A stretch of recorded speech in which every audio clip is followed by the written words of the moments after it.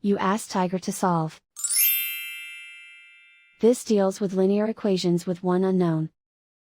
The final result is x equals -2. Let's solve it step by step. Group all x terms on the left side of the equation. Subtract 6x from both sides. Group like terms. Simplify the arithmetic. Group like terms. Simplify the arithmetic. Group all constants on the right side of the equation. Subtract 5 from both sides. Simplify the arithmetic.